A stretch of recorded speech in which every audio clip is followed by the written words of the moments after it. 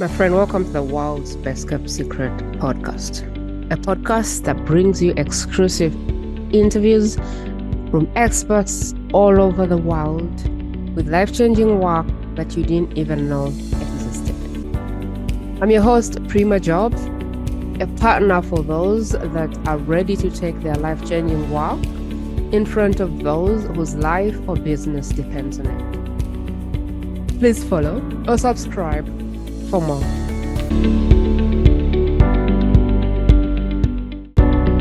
Welcome back. Today is a happy day for me because I do have my friend Joe on the show today, and Joe talks about legacy.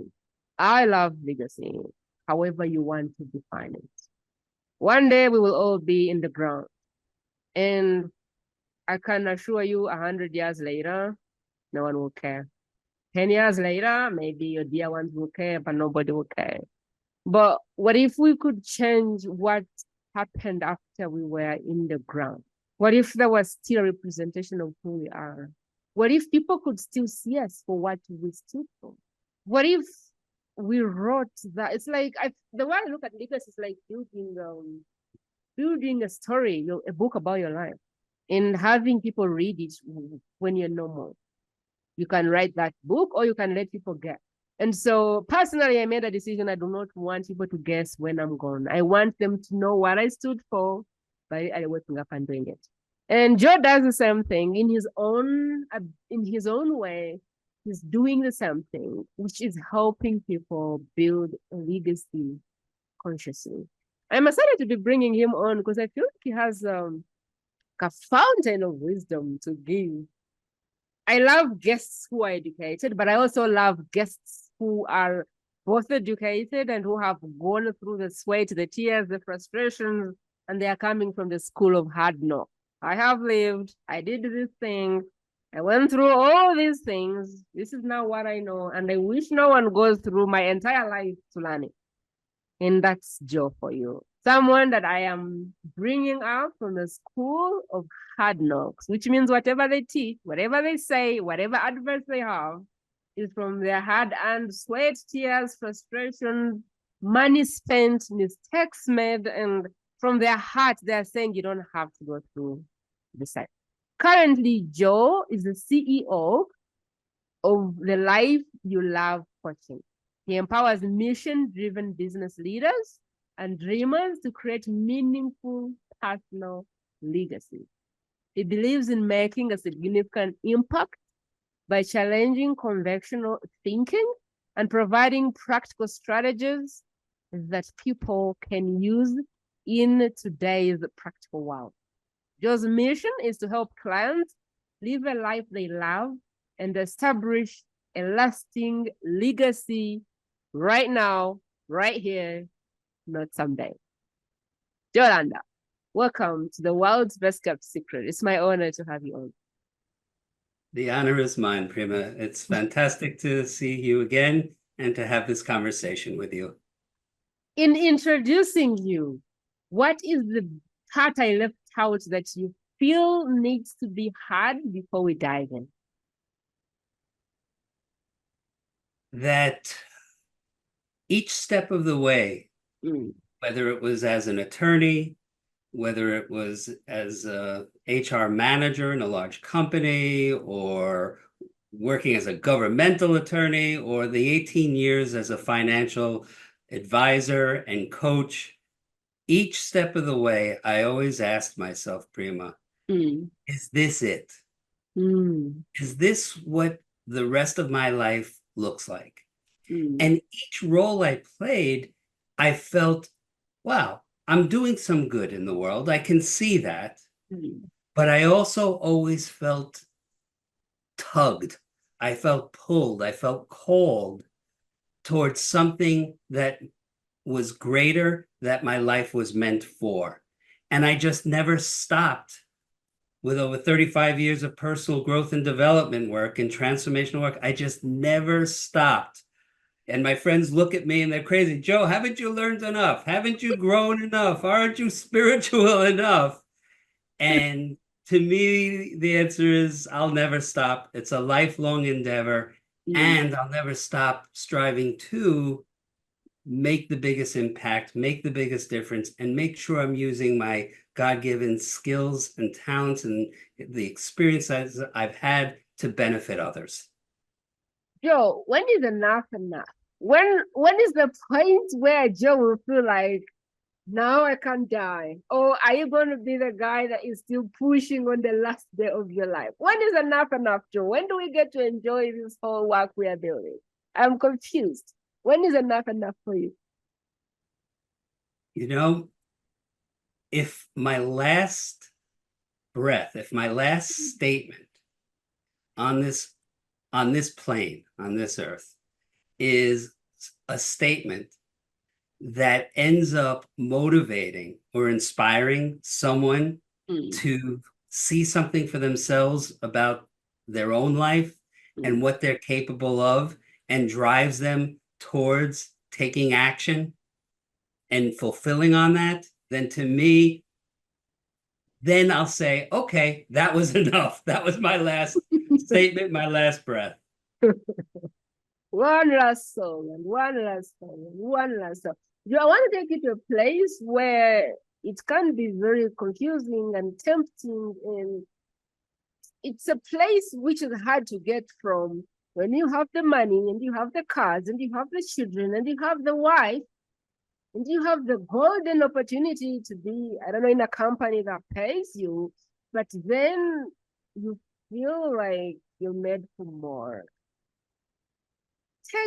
Take me in your life and help me understand your process of jumping out, because I feel like I don't even understand if that's a visible problem. So first of all, explain to me the people that your message is made for.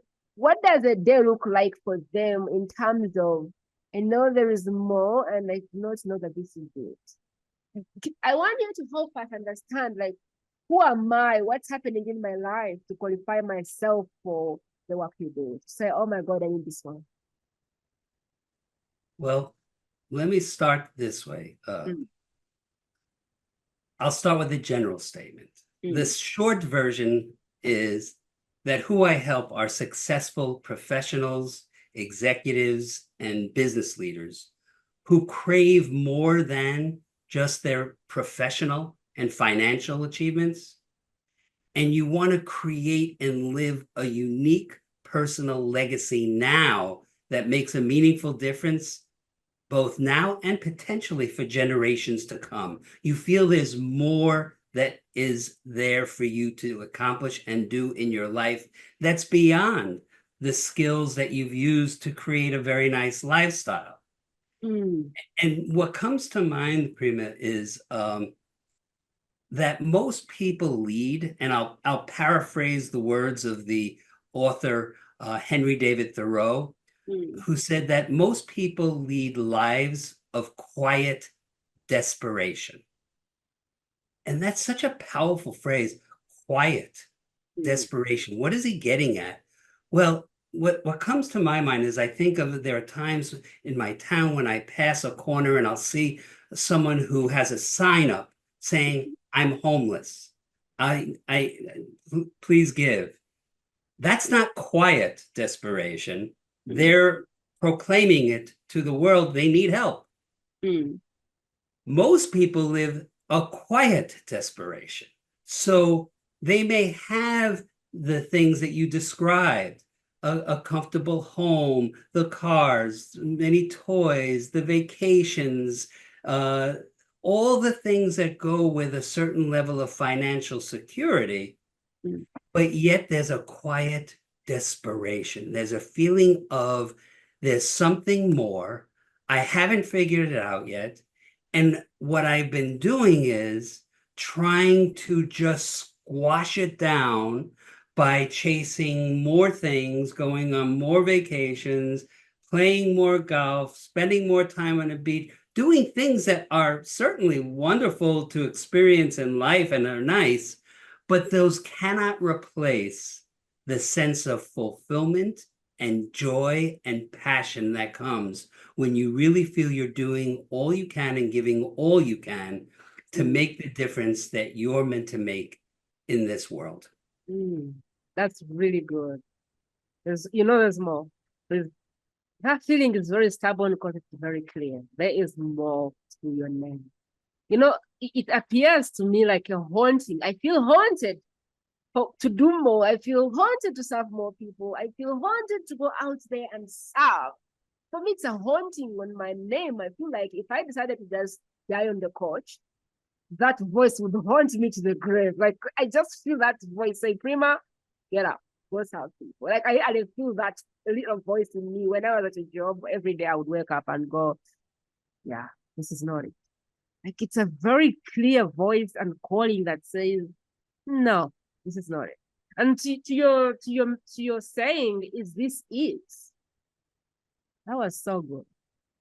Because I remember before I got married, I used to wonder, like, how do you know if the person is the one? And I was like, how do you know? And my friends used to tell me, you get butterflies and you get this. And I'm like, okay, I haven't met the one. But it wasn't clear like butterflies. You can't wait to talk to them like, I don't know. And I wasn't so clear, like, how do I know that this man is the one? And I just wanted that answer. And so I kept digging and kept digging and kept digging. And I landed on one pastor called Pastor Ture Roberts. And his side, there is a question in your heart right now that says, is he the one? And like, I will give you a straight answer, he's not. He said, when you know, you know. When it is it, you know it's it. And when it's anything else but it, then it's not. Let me break it to you that if you're thinking, is he the one? The answer is no, because if he was the one, you wouldn't have that question. You would just know. So I love what you said there, like, is this it? And the answer is no, it's not. There is more. There's a calling on your name. You are one of us. They're made for more human beings. And unfortunately, welcome to our world. Joe, I would love to, I'd love to jump in your story and get the listeners to walk with you, because I feel like there's a lot there that's very helpful for all of us. Sure. Well, in one word, I can start with, and I've thought about this, and this was not always clear to me, but in only the recent years it did become. And the one word I would say, this is going to sound strange, Prima, but bear with me. The word is actually the name of a town in Poland. And the name of the town is Mielec. Okay. What is Mielec? Well, Mielec still exists today as a geographical location. And it's the town where my grandfather was born in Poland. And he was the oldest of about 11 children. And he grew up in pre-World War II Poland and had learned the trade of being a tailor, but was already experiencing the winds of anti-Semitism that were inhibiting him from having the full level of success and of being able to apply his trade and make a livelihood for himself. And he decided that he needed to go to America, the land of opportunity, if he was going to be able to make a life for himself and build a family.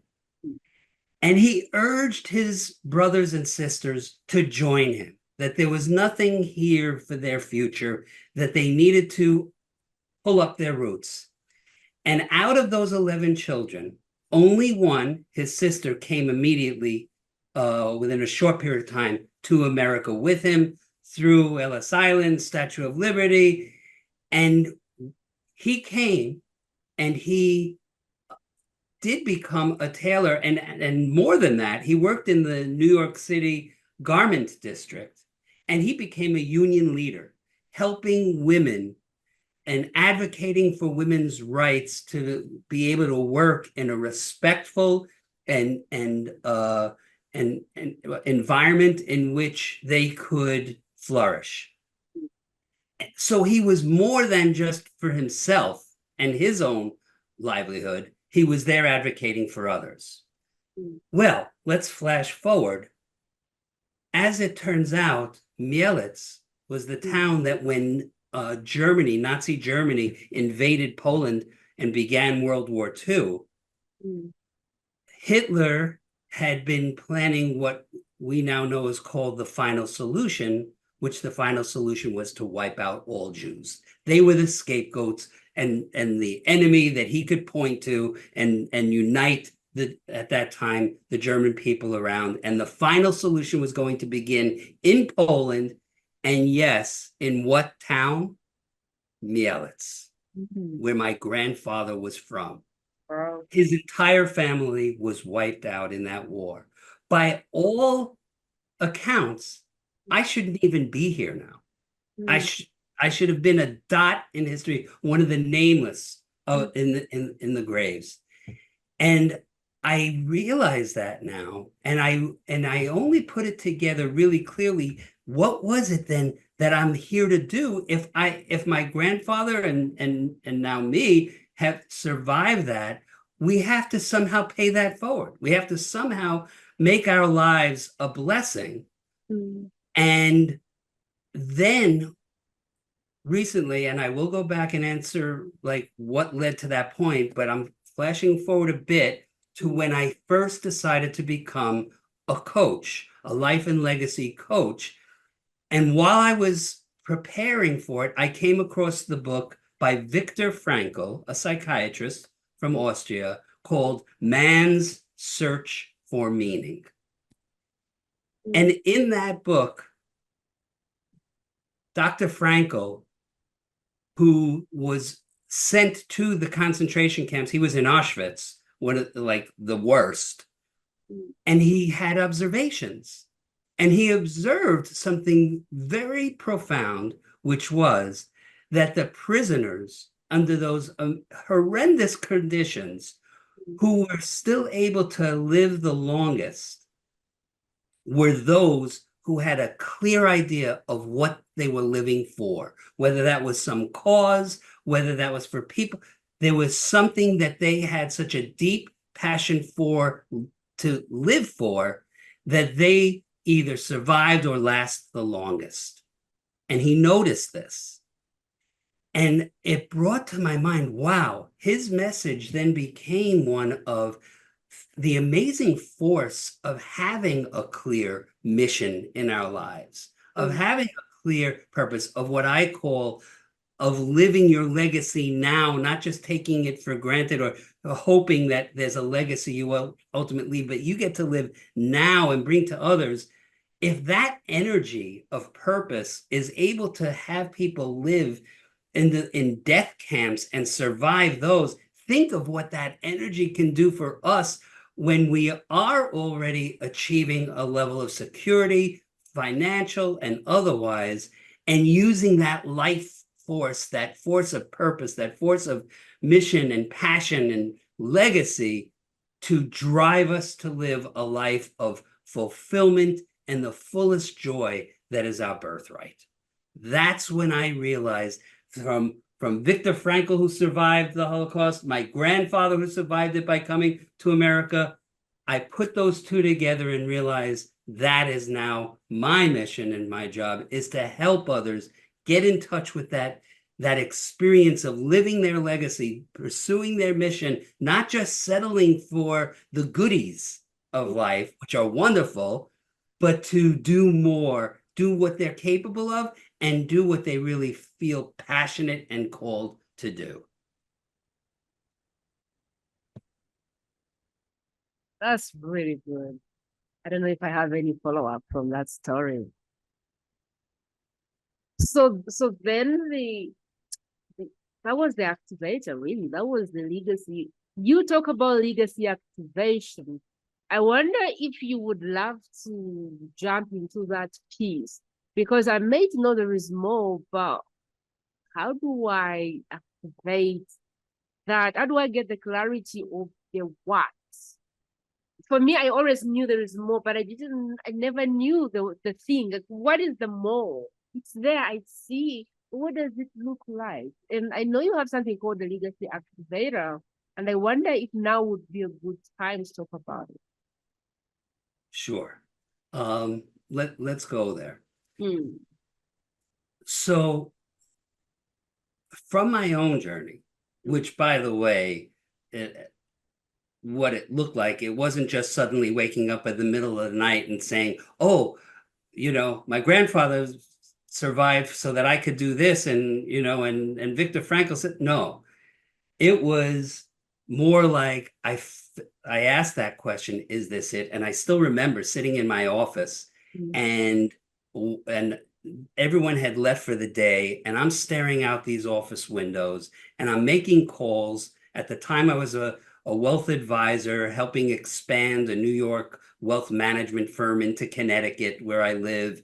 And I'm dialing these numbers of CPAs to partner with to expand. And I looked at the phone and I said, is this it? Mm. And that then got me dreaming. What else might it be? And later that night, I was at a men's team meeting and I was sitting around a fire pit on a cold fall evening. And we did an exercise called What is My Dream Life? To your point, to your question, what is my dream life look like? What is it I'm really here to do? And I shared with the men that night my dream of creating this, what I call tribal gathering, where I bring people from all different nationalities and countries and religions and beliefs, and we all come together for a weekend and share our individuality and what we're most proud of our heritage. And then we share our dreams and hopes for ourselves and our families, ultimately realizing by the end of the weekend, we are all the same. We all want the same things: love and security and respect, and to make a difference and to contribute. We all want that. And then we celebrate, we dance around the fire, and there's drums and there's music and there's food and there's celebration, all of us united. And I shared this dream with the men that night, and one of them turned to me and he says, hey, Lander, he goes, I feel like I may have heard bits of this kind of dream of yours before. And all I want to know is this going to be like this pretty vase on a shelf that every now and then you bring down, you dust it off, you show it, hey, isn't this pretty? And then put it back up on the shelf. Or are you actually going to do something about it? Wow. I picture like those medical defibrillators, where you have to go back and it brings you to life and shocks you back into life. I felt like I had been fibrillated, if that's a word. And I was shocked. And I said, you know what? I am going to do something. And that started me on a journey where I met with a mindfulness teacher. I was thinking maybe I will bring mindfulness to corporate America and help with more fulfilling lives of workers, and they'll be better at home with their family. I started dreaming. It wasn't clear to me immediately. And then so I said, well, I have a financial practice. I have to sell that first. And I went to a firm that said, you don't have to sell, Joe. You can go do your mindfulness training, and we have a staff to help you service your clients' needs, and you'll just meet with them and you can continue on. And during that journey with that firm, I got into financial coaching. And financial coaching was about asking you, again, these are the questions that start pointing to answering your question, how do I know? As a financial coach, we always began not with, when do you want to retire? How much do you need to fund your child's education? What kind of vacation? No, we didn't start with the numbers. We started with a very profound question. And that question was, what is your true purpose for money? That which is more important than money itself. And that question I loved so much. I started running with it, and I was asked by the firm to do workshops and helping people defeat their money demons and to get clear on their true purpose for their lives.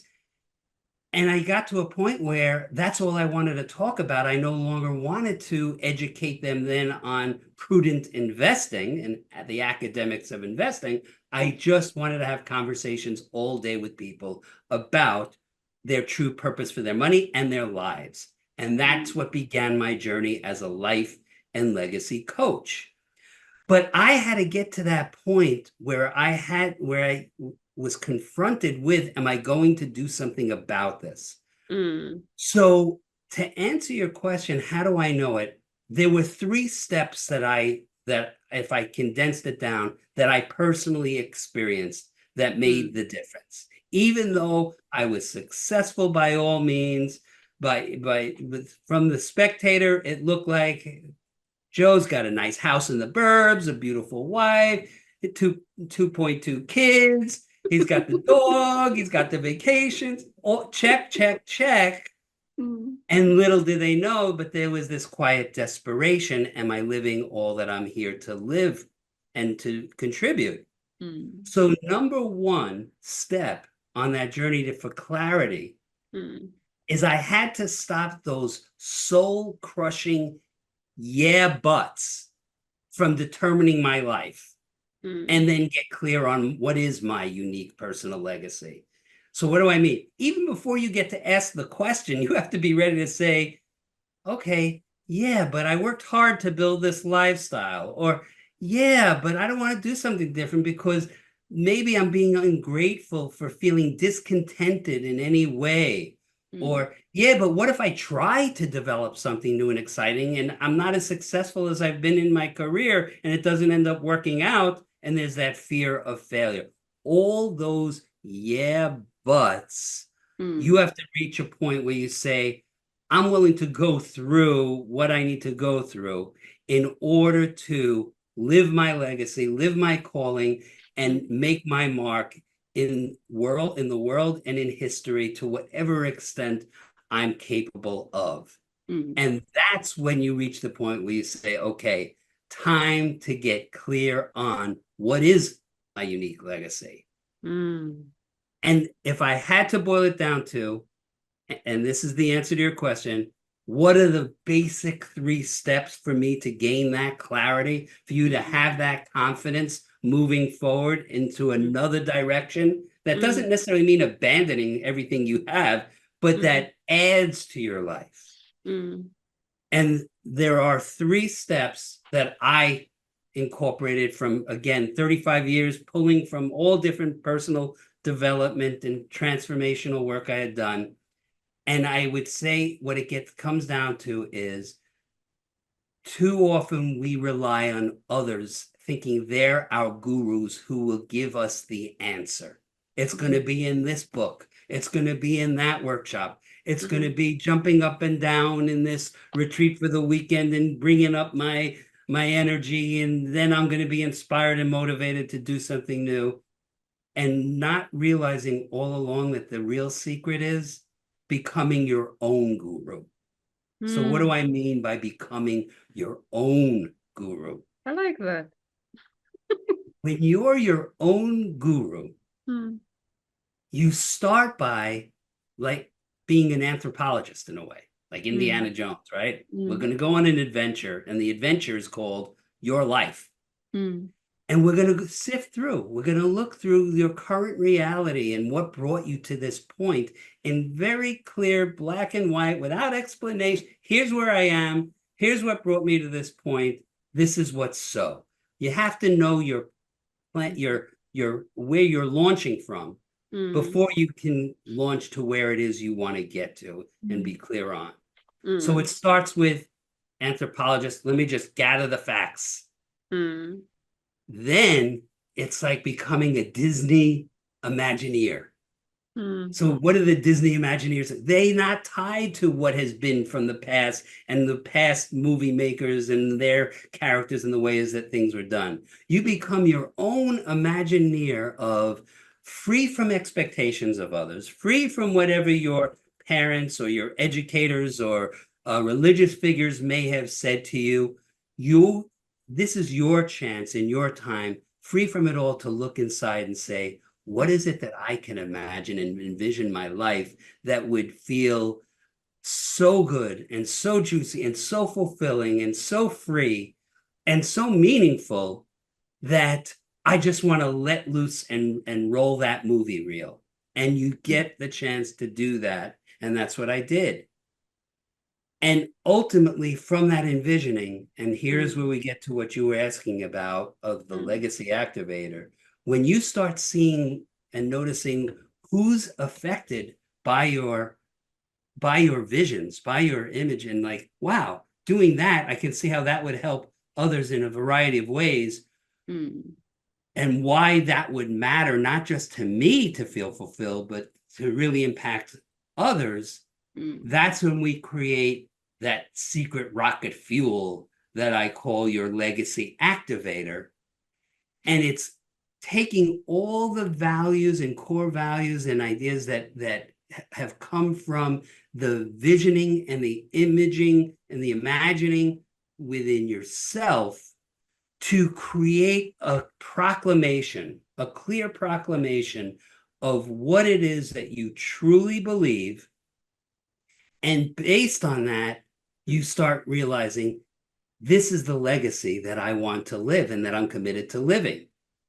So if you'd like, I can give you an example what I developed into what became my legacy activator that has brought me to the point that I'm now talking to you, Prima, is that I realized, and I tweaked this a bit, but what I realized was that I believe that living a life you love, fulfilled by a purpose or a passion or a mission, or what I call by your unique legacy that makes a meaningful difference in the lives of others now and potentially for generations to come, is something that is accessible to us all. I believe that. We all have access to that. And that belief is what drives my commitment to living my legacy, which is to create experiences in which we do get to collectively evolve, but propelled by our passion while also having compassion for our humanity. I love the way you bring this up, Joe. I have a different process, but I love the beauty of his process. One of the things I like is be your own guru. That is what? So big. Be your own guru. That is so big and so good, because the amount of answers that we possess, no one does. Yes. The amount of answers Prima can give herself, no coach has them. And it can be, Joe, at one point I struggled for a year, full on. I struggled with clarity. I struggled with direction. I didn't know where I was. I felt like where I was going wasn't the thing. I needed to pivot, but I didn't know pivot to what. And I tried pivot after pivot after. I must have done like 13 or 14. And every time I did a pivot, I felt worse. Every time I did a pivot, I felt worse. And at one point, I said, this is it. I decided I wasn't going to have a coach at that point. I said, you know what? This is it. No mentor, no coach at this point. At this point, God, it's you and me. What should I do? And I began looking in, and I began to say, okay, Prima 15 years from now, what would she do? And you'll be surprised, Joe, that was the clarity that I needed before hiring another coach. That was the voice I needed to hear. Those were the answers. Like I began to say, okay, go this direction. And I would go and I would just say, like, how do I feel about that? And I like what you said, being your own guru, because until we are our own guru, there is no way another human being can help you unless you get the fact that you're the first guru before the consultant. Yeah. I thought that was so good. And there's the other thing you said, which is crushing the soul crushing, but that was so good. Because there is always, the calling is clear, but the how is not. And in my world, I choose to say the calling is clear. So I'm choosing to say yes. And I am choosing to release the how because it doesn't belong to me.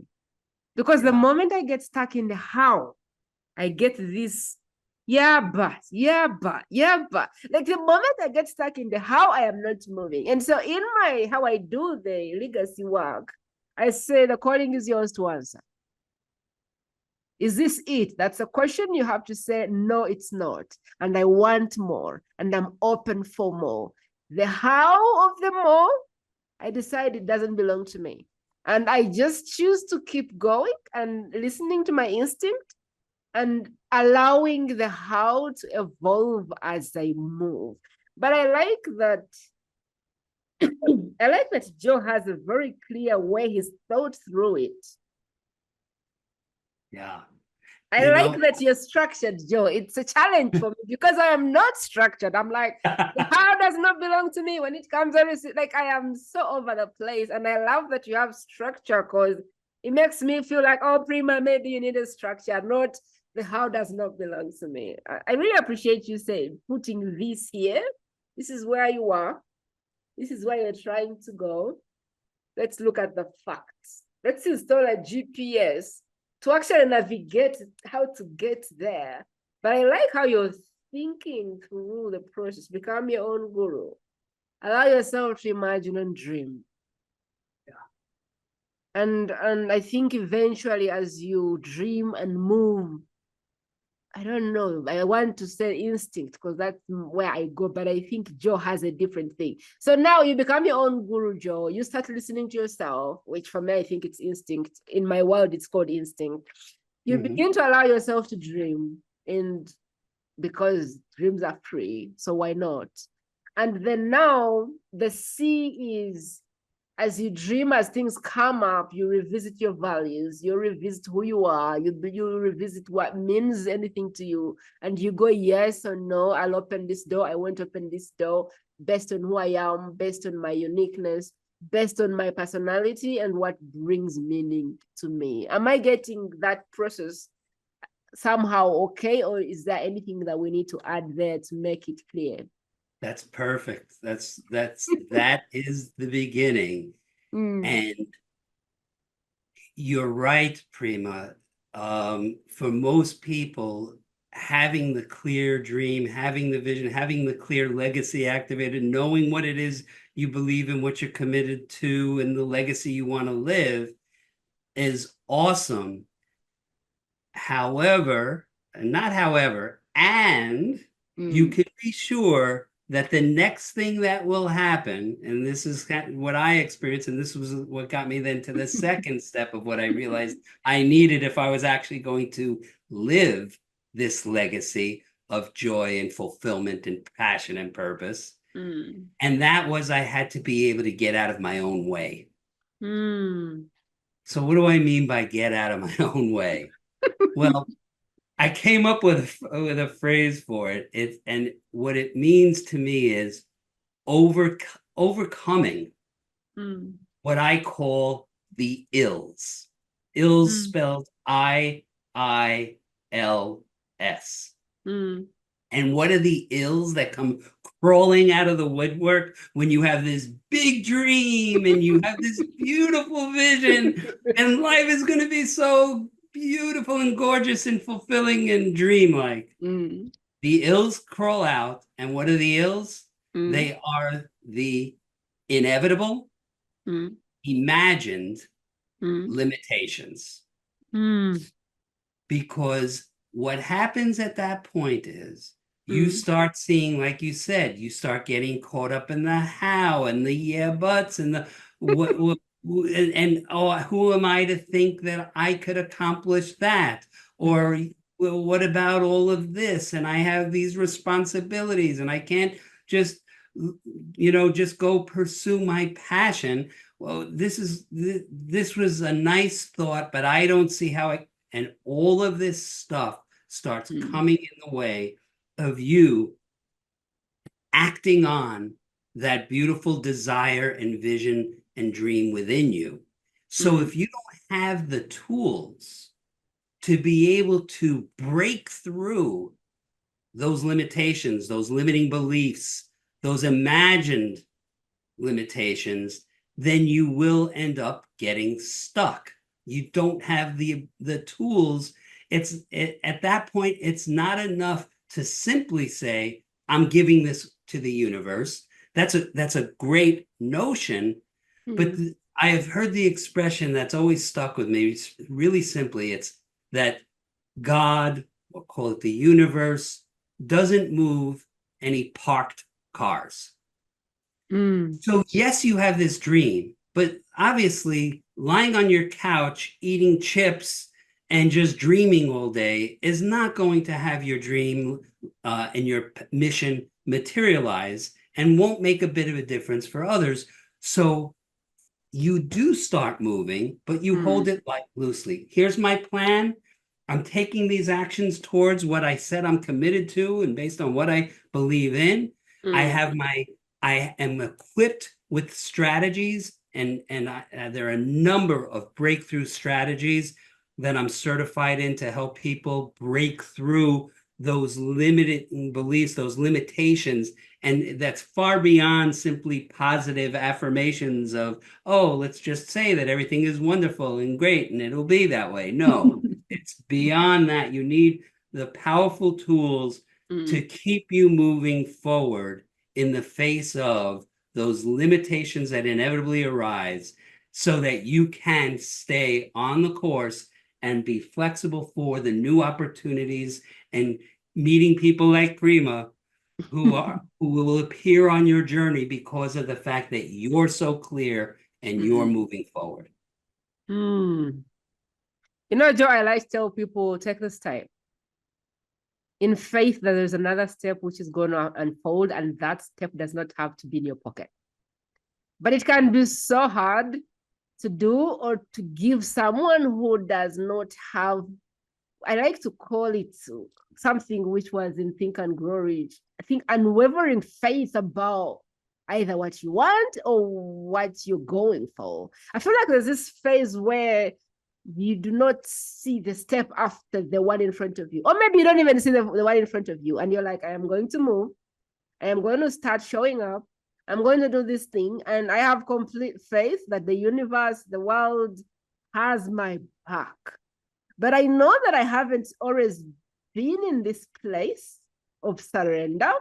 So I wonder what you have to say about that, because I always feel like I do not have the next step sometimes.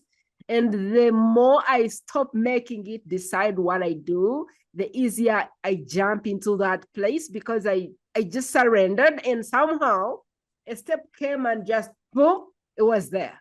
And I was like, really? Like, was this step always there? And it just appeared from nowhere. And I don't know how to teach that or encourage someone that it's going to show up.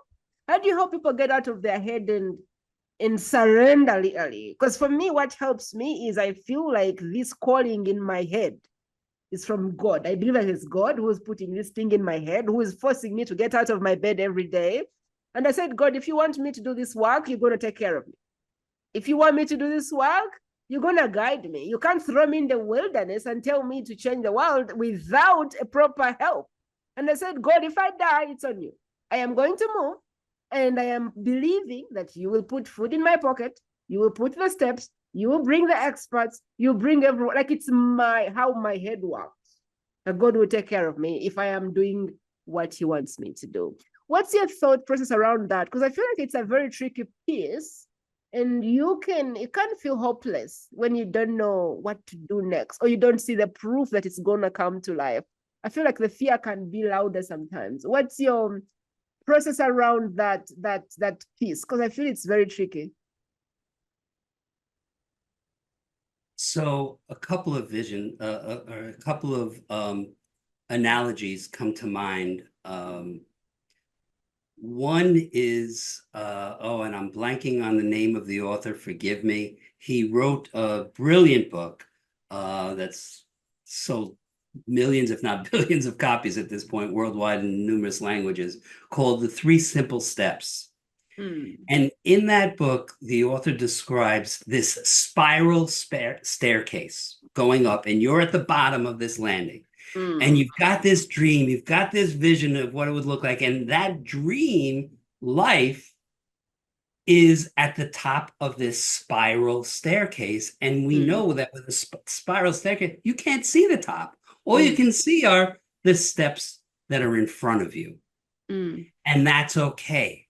You have your vision, you're here now, and you don't need to be clear. You do your prayer, you do your meditation, you do your inner work that says, I know what I'm here for, I'm clear now, and I'm going to take some action.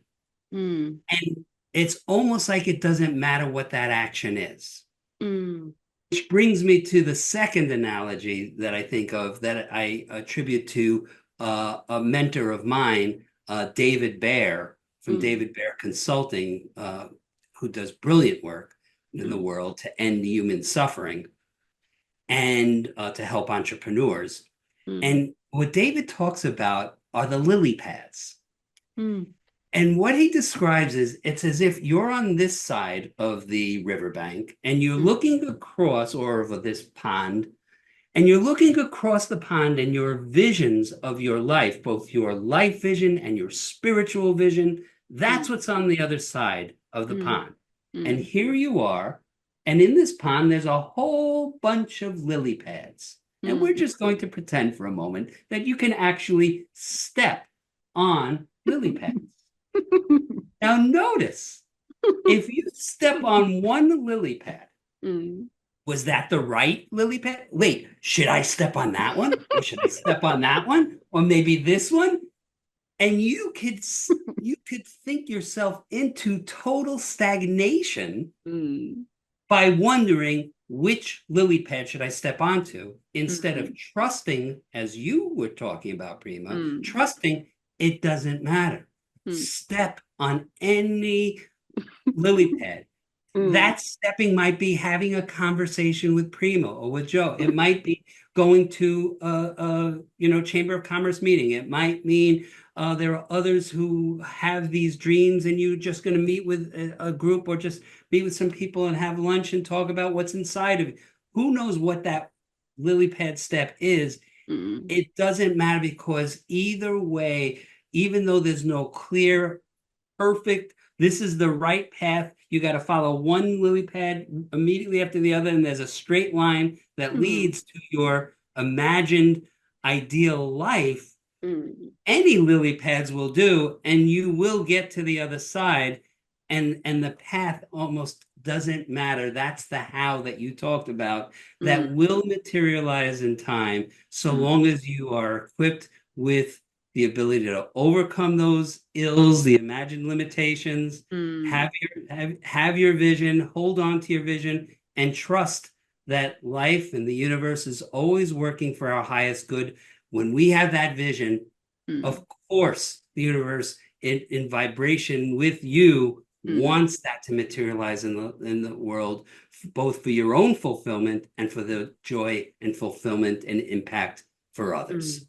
I feel like you have such a depth of illustration and examples and tangible frameworks. I really love how I'm loving this conversation. Joe, I know that you have developed the resolve framework. I wonder though, why did you create it and what is it for? And is it going to help if you bring it up now for the listener?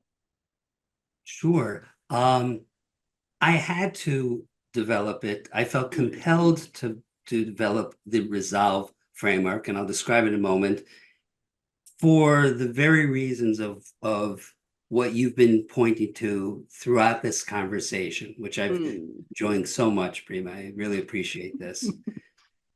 And that is, so many people have the question of, well, what is it? What is the right vision? What is it that I'm here to do?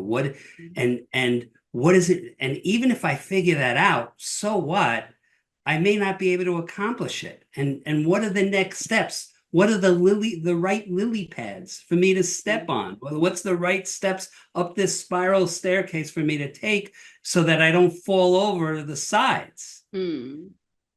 And I realized that if who I am is based on my heritage and based on the messages I've personally been given and through going through this framework myself, if I'm going to be able to help others get from their point A to the level of fulfillment and enjoy that is their right and that is waiting for them, then I had to have some sort of a structure to do so. And Mm. what I developed, again, I know I may sound like a broken record, but again, based on many decades of such beautiful wisdom from so many different teachers and mentors Mm. and workshops and retreats and books, what I developed was something that I call resolve. And I Mm. love resolve because it has three aspects to that word, resolve, that apply here. Mm. Number one, it's the framework. The resolve is an acronym. So each letter of resolve Mm. stands for a step in the framework. There are 7 steps to go Mm. from where you are to clarity and confidence on living your unique personal legacy. Mm. But notice that resolve has a couple of other relevant meanings here.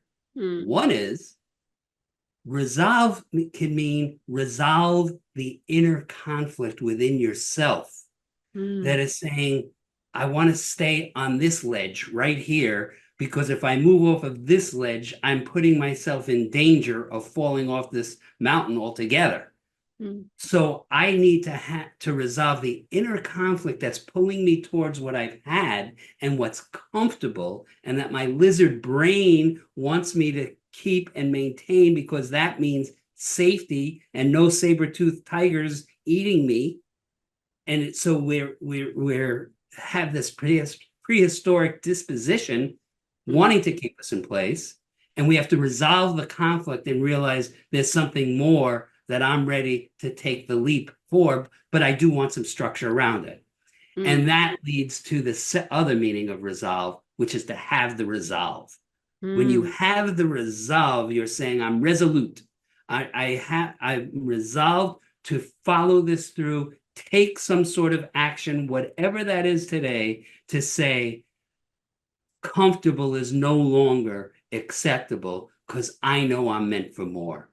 And Mm. in that case, the resolve framework is here so that you don't have to feel like it's just a workbook or it's just you on your own or some weekend workshop that's supposedly going to give you your life vision now.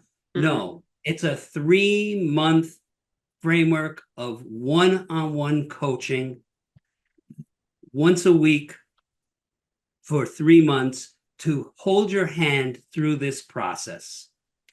And the Mm. process is the acronym of resolve, which is the R in resolve stands for reality check. We talked about this, that Mm. you've got to have your starting point, your launching point, be clear on where you are right now before Mm. we can get to where you want to be. So Mm. that's R in resolve. E in resolve stands for envision. We talked about that. The Mm. dreaming without being tied to the expectations of others, either people in your life currently or past influences. You are free to imagine the life that calls to you and the Mm. difference that you can make, Mm. which leads us to the S in resolve, which is significance. Mm. As you envision, you start realizing, wow, there's some significance, meaning the dictionary term meaning worthy of attention. So Mm. my visions, your visions, are worthy of considering because they not only improve the quality of your life and have Mm. you living with joy and passion and purpose, but it impacts others. So we're going to start looking at what is that significance that your vision and your dream, how that impacts others. And part of that step is creating your legacy activator, which Mm. then brings us to O, which is your operating system, which is sort of a bonus that I put in through my affiliation with the Y Institute, which is learning your Y operating system, which Mm. in shorthand are your superpowers. It's your why, it's your how you live your why, it's what you can ultimately be counted on. And in a very short period of time, it basically a 20-minute questionnaire that looks crazy and you say, how's this going to say anything? It pinpoints consistently who what's your why. So I Okay. got clear my why is to contribute to others. I success is when I make a difference in the world for others. And Mm. how I do that is I challenge the status quo. I get people to think out of the box and I think out of the box. And Mm. ultimately what I can be counted on is to make sense, to bring a sensible solution like resolve that is usable and practical to help you go from where you are to where you want to be. Now Mm. notice that's not something I memorized or is verbatim. It's I got clear on what my superpowers are that will enable me to live my legacy. And I help others do the same, determine what their superpowers, what are your superpowers that are going to enable you. So now you're armed, you know your superpowers, you have your vision, you're ready to rock. And what happens? Bam, the ills, those inevitable limitations. So the L in resolve is we are going to address those limitations. We're going to cause breakthroughs. And I can say that with consistency and predictability. We'll get at the blind spots that inevitably hold you back from all that you're capable of becoming and doing and living a life you love. And we're going to have the strategies that you won't even need me afterwards. You'll have the tools yourself to coach yourself through those times when you start feeling stuck, and we all face them. And you want to be able to still then get yourself out of it and move forward. So that's your limitations. The V in resolve is velocity. You've got the clarity, you've got your tools. We do need some sort of a plan, but the last thing you want now is another to-do list, just a list of to-dos. Oh, I got to do this. Instead, we use technology that is used by some of the most successful companies on the planet, Google, Amazon. It's too long of a list to even name, that keeps things very simple. Projecting out over the next year, we're going to have certain images of what you want to see in your life, those milestones, and we're going to work backwards on certain 2-3 actions to take in each of those areas over the next 30 days, 90 days, over the next year, that will make it inevitable that you live your legacy. And then the last thing we need, the E in resolve, is ever energize. And we need to have in place clarity around the resources that you will have available to you, what will help you stay motivated, inspired, and confident to continue on until you have the impact and the joy and fulfillment that you've been looking for beyond the professional and financial accomplishments you've had to this point of your life. Wow. I feel like signing up right now. Did you say this was a 90-day program? It's so good. I can't believe how step by step everything. I wish I had this framework when I was starting and just praying and crying to God, God, where is the step? I wish I had this framework. But I have guessed through my life. My goodness. Tell me about the experience. 90-day, how does it look like in the back end, the experience to go through the resolve? It's weekly, once a week. We hop on a Zoom call together, one-on-one. Oh. So you get one-on-one coaching, and I take you through each of those steps. Now, a lot of times, this one or more of the steps might require some self-reflection time as well. So in between the 1-hour sessions from week to week, you'll have a chance, and it's not usually time consuming. It'll be an hour or two that you'll take during the week to reflect in a very specific way. You'll have an assignment of how to fully develop this step, and then we get together the next week, and I make myself available through text and email, and if necessary, to hop on a call if you really do feel stuck along any of the steps. But I've never had anyone who has. It's as you've pointed out, it's very clear, and each week it's very clear. And it was important to me. Someone once said this to me, and it rang so true. I've been through so much personal development in which it felt like I was just told what to do and then left to do it. And I wanted to create an experience in which it's not a transaction, it's more of a transformational journey that we're on together. And that's what I provide to those who I take through the Resolve framework. I remember when the last time we talked, you said you don't do group. It's one-on-one, and when you're at capacity, you're at capacity. You don't do group. Is that still the case, or am I hallucinating? No, good memory. The Resolve framework itself at this point is a one-on-one dynamic. However, I am starting to form groups for the purpose of that last step, the ever energize, because I don't want it to end after 30 days and then people feel like, okay, now they're on their own. So I want to have periodic check-ins and be able to benefit from the community of the coaching of others and whatever they're stuck with, maybe what you haven't been able to articulate, and you get something out of that, as well as be able to bring some new resources, because I'm finding people within the network, then within this community, who have the same tools and have gone through Resolve, can support each other in very practical ways as well, and introduce them to some people to help them live their legacy. I'm just curious, what's the mastermind code? Is it called the Resolve community? What is it called? I feel like there's an energy around the word resolve that should be a name back end. Is it the Resolve community? Is it the Resolve coaching? What is the name of the people that are coming through? Right now, until you give me an even cooler idea, Prima, I call ourselves the legacy builders. Okay, I legacy builders is cool, but there's something around resolve that could be it. Maybe it's the resolve graduate. I don't know. I feel like it's more of a school of hard knocks, a place where you go and you get certified from the school of hard knocks because you've gone through. I don't know. There is something around resolve that is so cool and even cooler than legacy builders, if it makes sense.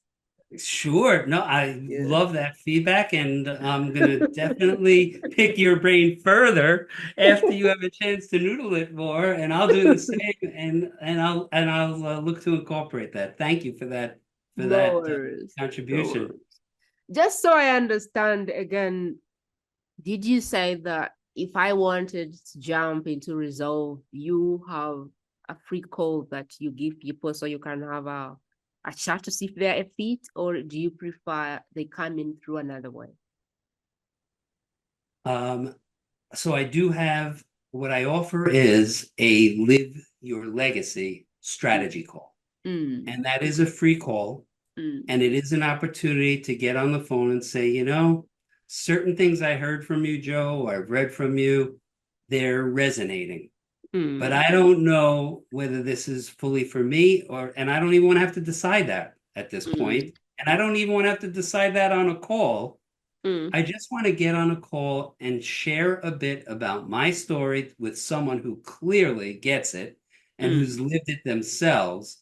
And we're going to talk about what it is that you want for yourself in your life. We're going to talk about as well the considerations that cause you concern and fear and hesitation. And let's talk about those.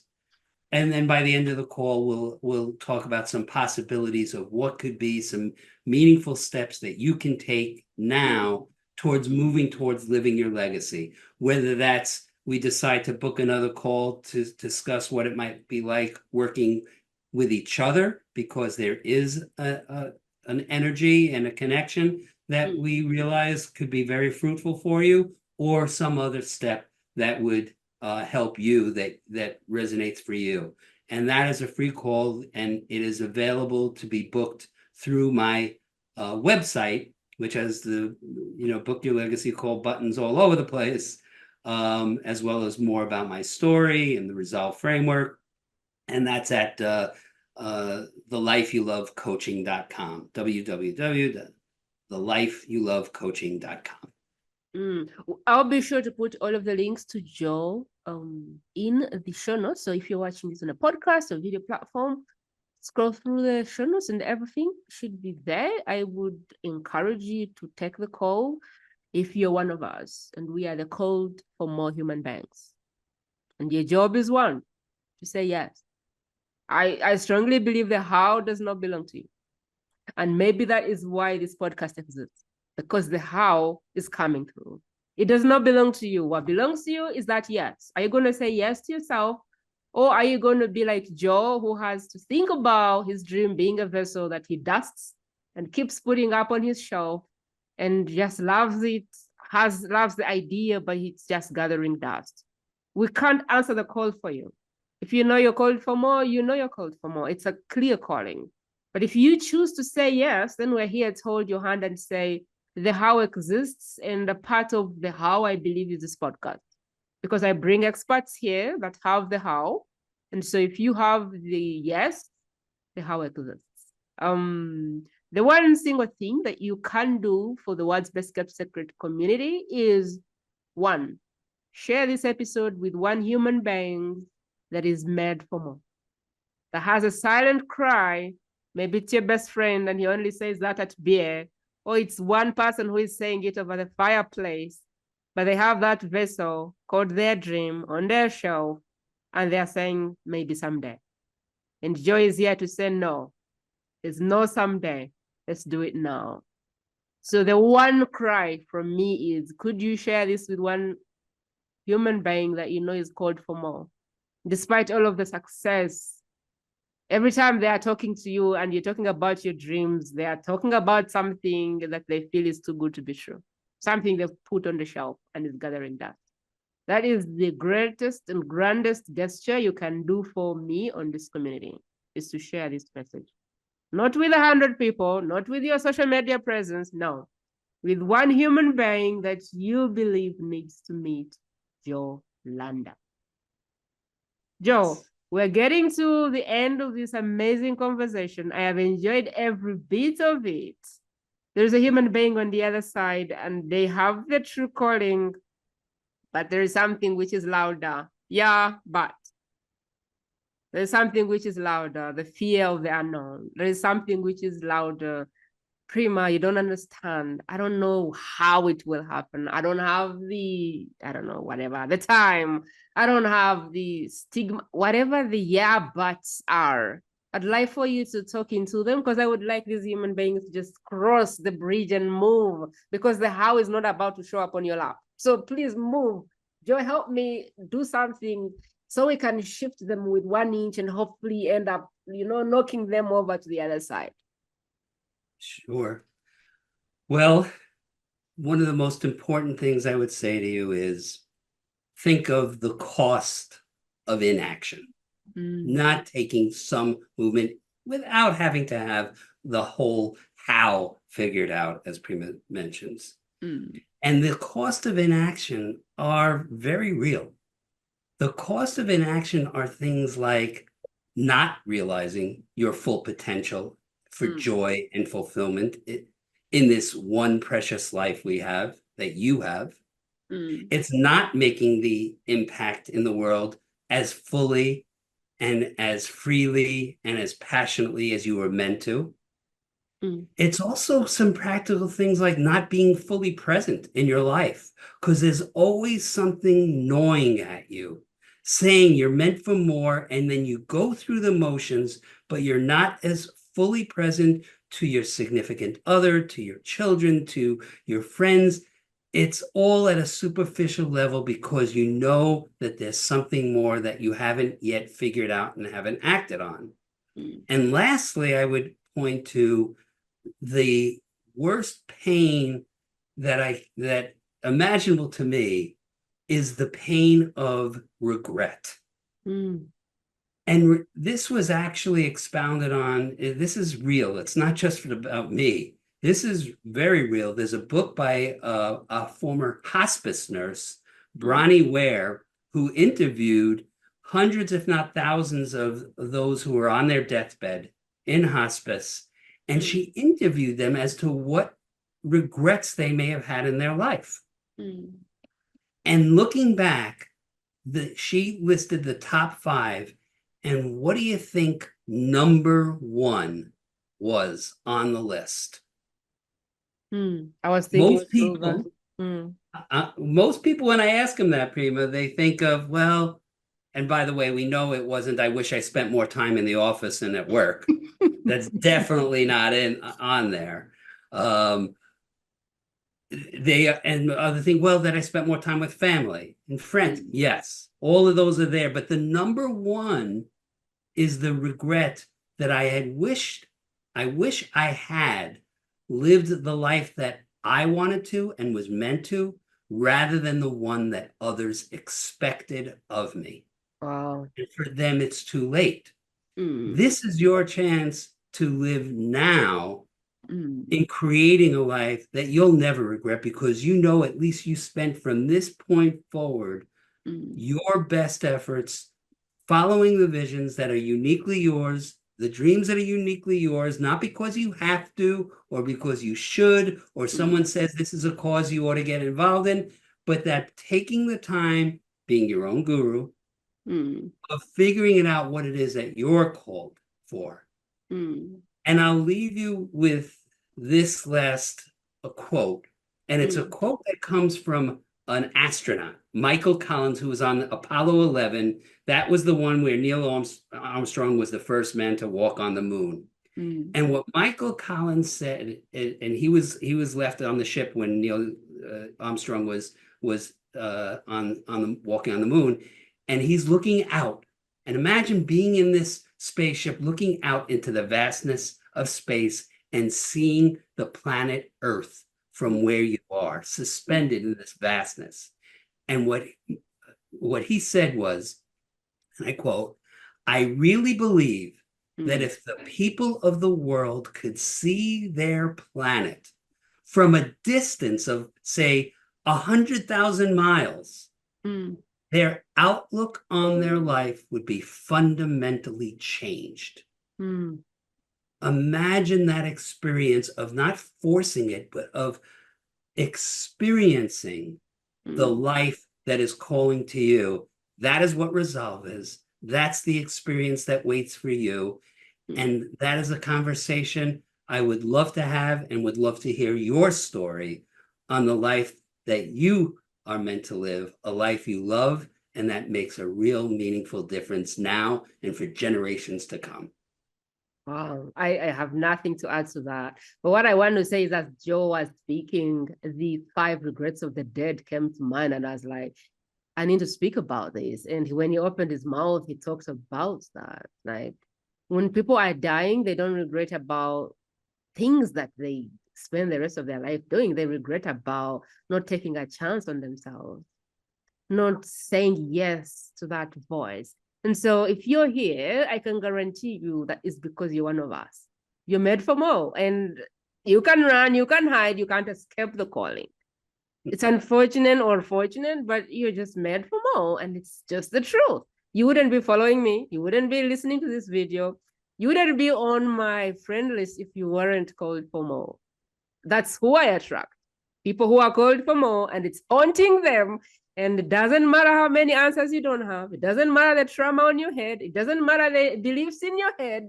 That calling keeps knocking until you answer it. And so if you're there and that's you, then you're in the right place. Everyone that shows up is like you. They got haunted. They showed up. They started figuring it out. And the thing that I wanted to say is that for me, personally, from my experience, the hardest thing I had to do was to say yes. Since that time, I believe in God. I don't know who you believe in. Maybe you believe in Mother Nature. Maybe you believe in the universe. I don't know. Whatever you believe in is okay.